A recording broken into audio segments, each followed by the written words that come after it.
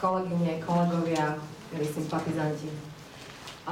Táto konferencia, ako som už povedala, je prvým ročníkom, ale organizujeme ju ako súčasť 3. ročníku rómskeho festivalu Romafest Zvolen.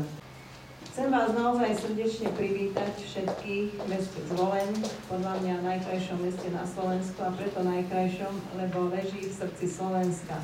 A pretože leží v srdci Slovenska, bije aj ako srdce, a preto ja si myslím, že aj naši Zvolenčania majú to srdce veľmi veľké a radi prijímajú dobrých ľudí, tak ako sme my vás dneska tu privítali, a určite sa budete cítiť vo Zvolení veľmi dobre, nielen na tejto konferencii, ale samozrejme aj počas 3 dní v rámci Romafestu.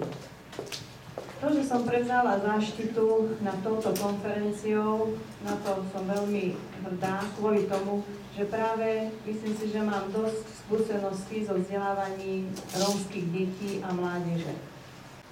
Dieťa má predpoklad vytvoriť si negatívny vzťah k škole i k inštitúciám, pretože je vychované strachu zo všetkého cudzieho.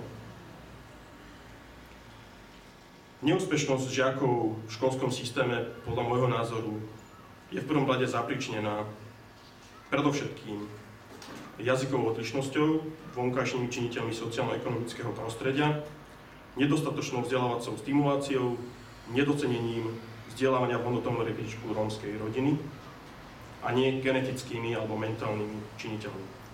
Chcem sa zamyslieť spolu s vami, väčšinu z vás poznám, alebo mňa poznáte vy, že čo za tie roky sa urobilo, čo neurobilo a čo by bolo dobre urobiť. Čas nemám veľmi dlhý, či mám? Tak neviem, do akej miery to budem môcť rozobrať, ale pokúsim sa štruktúrovať moje rozprávanie takto. Chcem povedať, keď som sa zamýšľal o 5 cestách, ako je možné zlepšiť vzdelávanie všeobecne a Rómov zvlášť.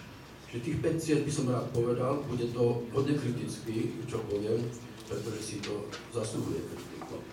Potom by som povedal možno ako psychológ a pedagóg 3 také východiska, ktoré verím, že by mohli pomôcť, ako riešiť problém dlhodobo. No a na záver, keď ostane čas, áno, mám nejaký zoznam návrhov, že čo by bolo dobre urobiť v tejto sfére, aby sa veci zlepšili. To je problém. Je problém Rómov, problém chudoby? Bakaláš tvrdí, že je to problém génov. Ja neviem, koho spomenúť, tvrdí, že je to problém kultúr. Ale na toto všetko by mali trošku viacej odpovedať, teda poviem, veda, výskum, teoretici. Žiaľ Bohu, nerobia to. Mnohé tie podniky, knižky, ktoré vychádzajú, nič neodpovedajú o tomto. Ako hovorím, popisujú, robia deskripciu, urobia nejakú evidenciu, že tam je toľko takých a onakých. Je strašne málo riešení a keď sa aj nájdú riešenia, sú málo aplikovateľné v praxi. Väčšinou sú viazané na peniaze. Ale upozorňujem, že prečo na tých 20 rokov to nefunguje lepšie, ako to fungovalo, ako by to mohlo fungovať. K tomu, čo povedal pán profesor o koncepčnej práci, myslím, že už je čas, aby po 20 rokov experimentovania v rómskej téme nastala koncepčná práca. Do dnešného dňa nemáme evaluovaný program, v podstate asistentov učiteľa, nemáme evaluovaný program tých ročníkov.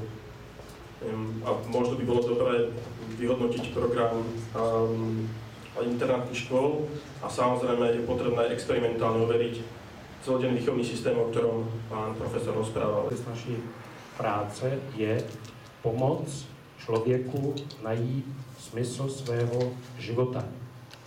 Čo sa týka multikultúry, myslím si, že je veľmi potrebná a že je potrebná práve v tom, aby tie metódy už boli nastavené aj pre tie malé deti a hlavne formou nejakého toho zážitkového učenia, nejakých tých metód, kde by deti vlastne na svojej vlastnej koži zažívali nejaké tie pocity, čo ja viem, aj predsudkov, alebo vedeli sami seba prezentovať a podobne.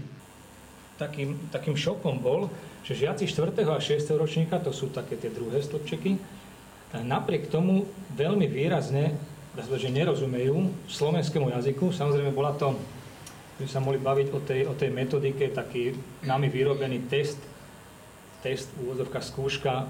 Kto by chcel, môže mu to ukázať, môžeme o tom bližšie debatovať, myslím, že na to nie je čas. Čiže toto je prekvapenie, že nielen tí mladší žiaci, ktoré postupne na tej škole získajú nejakú schopnosť rozumieť tomu jazyku a podľa všetkého by sa mali adaptovať nejak bez problémov, ale práve žiaci toho 4. a 6. ročníka nerozumejú slovenskému textu pri čítaní. V praxi ten Róm číta, áno, my si myslíme, že on rozumie, lebo on číta slovenský text a nám je to zrozumiteľné. On nevie, čo číta. Možno k tej metodike. Jasné, že najväčší problém rodil súvislý text, ale pozor, išlo o rozprávku. Boli to osadoví Rómovia, dalo by sa povedať taký... Áno, ja som to nespomenul. Boli to vyslovené osadoví Rómovia. A nerobilo sa to s rómskymi deťmi treba z iného prostredia? Nie, toto bola jedna z podmienok výberu tej vzorky ako také. Dlhodobé. Ona je sledovaná od začiatku, od zaškolenia. Teraz už si myslím, že 6-áci, 7-áci, tento rok možno, že už 8-áci. Ja to len preto hovorím, že presne, že či to súvisí bola to jedna z podmienok samotného výberu. Áno, ale že či to súvisí potom s tým sociálnym znevýhodnením, alebo či proste aj iné menšinové dieťa by mohlo vykazovať takú mieru neporozumenia štátneho jazyka, to, čo sa riešilo celé vo vzťahu k maďarským deťom. Takže nedáva to ešte odpovedať si na to, či to súvisí s rómstvom, alebo viacej s tou sociálnou situáciou. Som pracovala na základnej škole, kde bolo 34 hokejistov v triede. A ako učiteľka slovenčiny som si musela uvedomiť aj to, že každá kolegyňa nadávala, aké sú to deti.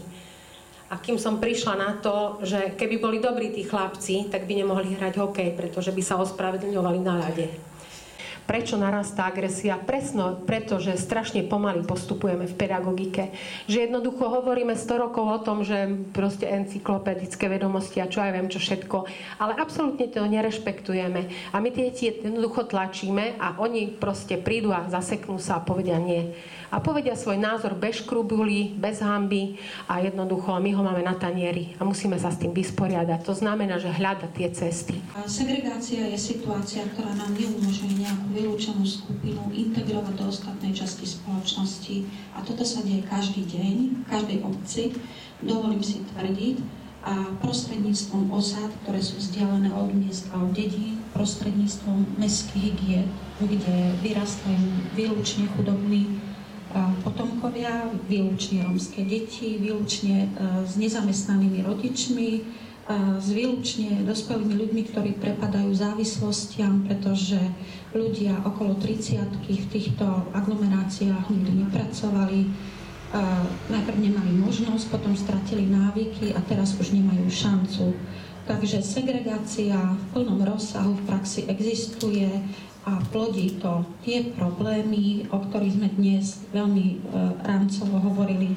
Povedal by som buď sledovať, alebo dohliadať, alebo snažiť sa, aby tie kroky, ktoré si vláda sama zadefinovala, aby sme nej monitorovali, ako ich nastavia, ako budú dizajnované, ako budú realizované v praxi, lebo viacero z nich, myslím, že sa na nich shodneme, že sú celkom zaujímavé iniciatívy. Treba povedať, a to nechcem to zatiaľ nejak prehnane glorifikovať, ale asi viete, že rómskú problematiku ako takú si nejako prisvojila štátna tajomnička Ministerstva práce a sociálnych vecí Lucia Nikolsonová.